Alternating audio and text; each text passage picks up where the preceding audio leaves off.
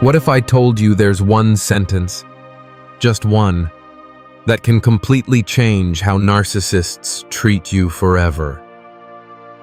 You're about to discover something that most people never learn in their entire lifetime. Something that Carl Jung, one of history's greatest psychologists, uncovered about the human mind. And by the end of this video, you'll have the exact words that make even the most manipulative people respect you instantly. But first, let me paint a picture you know all too well. You're in a conversation. Maybe it's with a family member, a coworker, someone you thought you could trust. And then it happens. They dismiss what you're saying, cut you off mid-sentence, look at you like your thoughts, your feelings, your very existence doesn't matter. Your heart starts racing, your chest tightens, and you're faced with two choices that both feel terrible.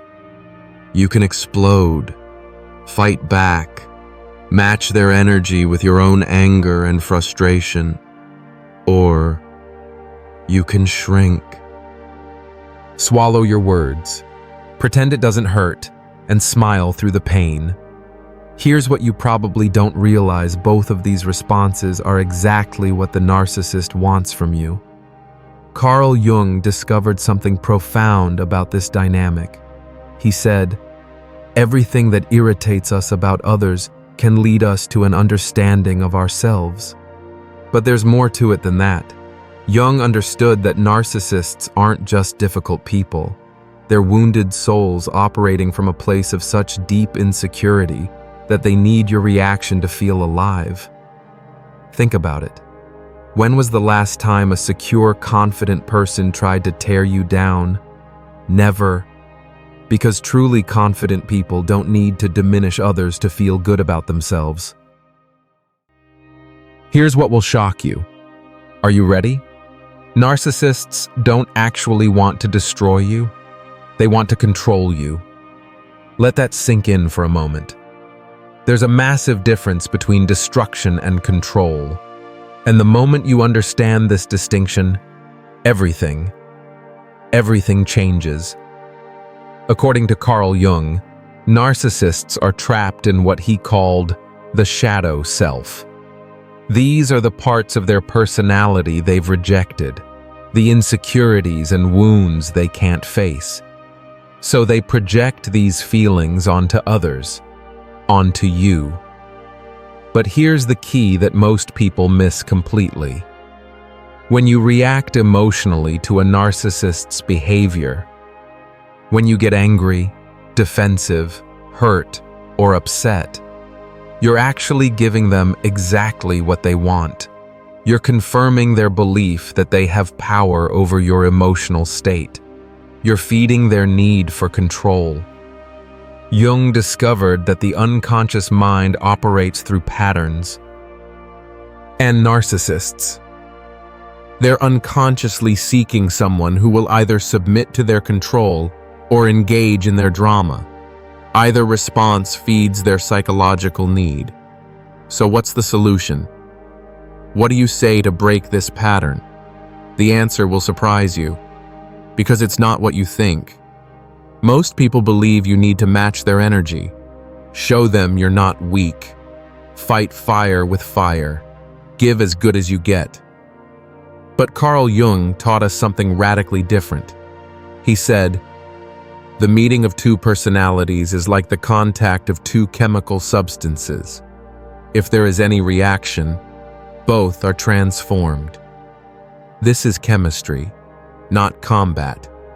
When you understand this principle, you realize that engaging in their drama doesn't make you stronger. It makes you complicit in their psychological game. Think about every argument you've ever had with a manipulative person. Did you win? Did they suddenly say, "You know what? You're absolutely right. I'm sorry for treating you badly"? Of course not. Because the argument was never about being right. It was about control, about getting you to invest your emotional energy in their chaos. So here's the exact phrase that changes everything. When a narcissist tries to diminish you, dismiss you, or control you, you look them in the eye and say, "Starting today, I'm done having these kinds of conversations with you." That's it. Simple, direct, final. But wait, don't scroll past this too quickly. Let me explain why this works so powerfully. Carl Jung said that every human behavior serves a psychological function. Narcissists behave the way they do because they're trying to regulate their own internal emotional state. They need external validation to feel worthy. They need to create chaos and confusion to maintain their sense of control over others. But here's what happens when you use Jung's approach. When you declare that you're done engaging in their toxic patterns, you're doing something they don't expect. You're not fighting them, which would give them the drama they crave. You're not submitting to them, which would feed their need for control. Instead, you're operating from what Jung called individuation, the process of becoming your authentic self by refusing to participate in destructive dynamics. This phrase works because it does three things simultaneously, and this is crucial to understand. First, it establishes absolute finality. You're not negotiating, you're not explaining, you're not leaving room for debate. You're declaring a new reality.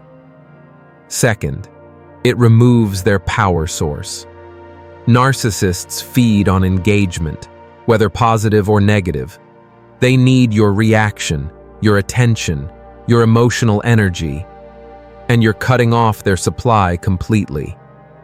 Third, it demonstrates what Jung called psychological sovereignty. You're taking complete control of your own experience. You're no longer allowing someone else's behavior to determine your emotional state.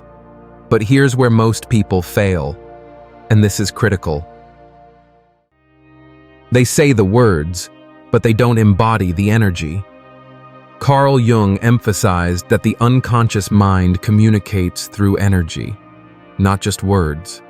If you say, "I'm done having these conversations," while feeling angry, defensive, or afraid, the narcissist will sense that incongruence. They'll know you're not truly done, and they'll continue their behavior. The secret is in what Jung called psychological finality.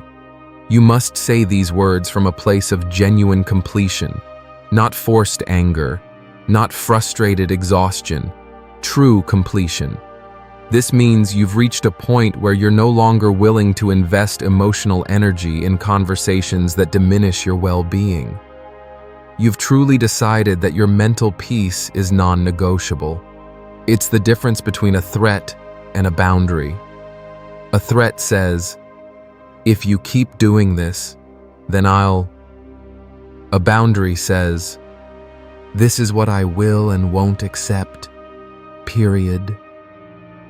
According to Carl Jung, when we stop feeding toxic patterns with our attention and emotional reactions, we force the other person to confront their own behavior without using us as their emotional playground. Here's what happens next, and this will amaze you. The narcissist will likely panic initially.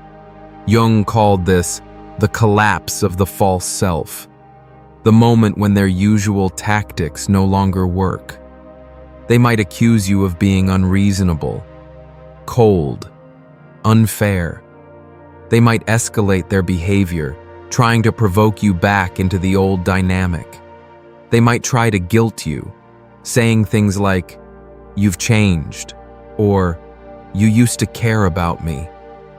This is their unconscious mind desperately trying to restore the old dynamic where they had access to your emotional energy. But if you hold firm to your declaration, something extraordinary occurs. Carl Jung discovered that when one person in a relationship refuses to participate in toxic patterns, it forces the other person to either change their approach or lose access entirely. The narcissist can no longer use you as a source of emotional supply or chaos. They're forced to confront the fact that their behavior has consequences. Some will attempt to respect this new boundary and modify their communication. Others will rage against this limitation and eventually remove themselves from your life. Both outcomes serve your highest good. But there's a deeper level to this, and it's what Jung meant by the death of the compliant self. When you declare that you're done having certain conversations, you're also killing the part of yourself that believed you had to tolerate disrespect to maintain relationships. Maybe you were raised to believe that harmony was more important than your own peace. Maybe you learned that love meant accepting poor treatment. Maybe you were taught that speaking up for yourself was selfish or mean. Jung taught us that we unconsciously recreate familiar patterns, even when they harm us. If you grew up in chaos, chaos feels normal. If you were raised to prioritize others' comfort over your own well-being, dysfunction feels like love. But here's the beautiful truth: you can break these patterns at any moment. So here's the complete framework Carl Jung would give you. First, recognize that narcissists need your engagement to survive psychologically. They require constant reactions, whether anger, fear, or compliance, to validate their sense of importance. Without your reaction, they have no power. Second, understand that your participation in toxic conversations is what keeps these patterns alive. Every time you defend, explain, or argue, you're feeding the system that's designed to drain your energy. Third, declare your finality. Use the phrase, "starting today, I'm done having these kinds of conversations with you," and mean it completely. But here's the most important part, and this is what Jung meant by true psychological liberation. This isn't just about silencing narcissists. It's about becoming the person who no longer tolerates conversations that diminish your spirit. When you embody this level of self-respect, when you operate from absolute clarity about what you will and won't accept, you naturally repel people who seek to drain your energy through conflict and chaos. Carl Jung said, "Until you make the unconscious conscious, it will direct your life, and you will call it fate." Most people experience toxic relationships as something that happens to them. But Jung taught us that we're unconsciously participating in these dynamics by continuing to engage in conversations that we know will lead nowhere productive. The moment you truly understand this, everything shifts. You stop justifying your boundaries to people who don't respect them. You stop explaining your worth to people who are determined to diminish it. You stop participating in circular conversations because you've decided that your mental peace is non-negotiable. This is what Jung called conscious choice, the ability to recognize destructive patterns and refuse to participate in them, regardless of how others respond. When you achieve this level of consciousness, narcissists don't just respect you, they often avoid you entirely, because you no longer provide the emotional chaos they require to feel alive. Here's something beautiful that happens when you embody this principle. It's not just about the difficult people in your life. It's about everyone. When you operate from genuine self-respect, when you refuse to participate in conversations that diminish your spirit, you become magnetic to healthy, authentic people.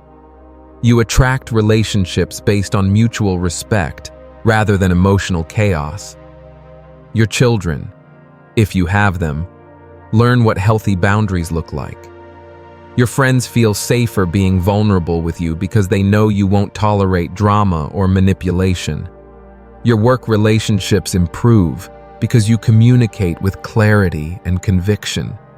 You become living proof that it's possible to be kind without being weak, compassionate without being codependent, loving without losing yourself. So how do you practice this? How do you build the inner strength to say these words and mean them? Start small. Practice with low-stakes situations. The cashier who's rude, the friend who constantly interrupts, the family member who makes passive-aggressive comments. Each time you choose not to engage with toxic behavior, you're strengthening your psychological sovereignty. You're proving to yourself that you don't need to participate in every conversation you're invited to. Remember, no is a complete sentence. I'm not discussing this is a complete response. Starting today, I'm done having these kinds of conversations with you is a complete declaration. You don't owe anyone an explanation for protecting your peace. According to Carl Jung, the goal isn't to change others. It's to become so authentically yourself that only authentic people can remain in your presence. That's the real secret to never being disrespected again. It's not about finding the perfect comeback or winning every argument. It's about becoming someone who simply doesn't participate in disrespectful interactions. When you embody this truth, when you live from this place of psychological sovereignty, respect isn't something you have to demand. It's something you naturally command. So remember these words. Starting today, I'm done having these kinds of conversations with you. Practice them, mean them, and watch as the people who've been disrespecting you either completely change their approach or remove themselves from your life entirely. Because the most powerful thing you can do in any relationship isn't to fight harder or argue better. It's to become someone who simply won't tolerate being treated poorly. That's Carl Jung's gift to you. That's your path to psychological freedom. And that's how you never get disrespected again. Thank you for staying with me through this exploration of human psychology and personal empowerment. If this resonated with you, if you found value in these insights, share this message with someone who needs to hear it. Because the world needs more people who understand their worth and refuse to settle for less than respect. If this message spoke to your soul, don't let it end here. Like if you've ever felt unseen, comment with your truth. Your story might be the light someone else is searching for. Subscribe if you're ready to go deeper into healing, into shadow work, into the truth of who you really are. This isn't just a channel, it's a mirror, a movement, a return to yourself. Welcome to Echoes of Thought.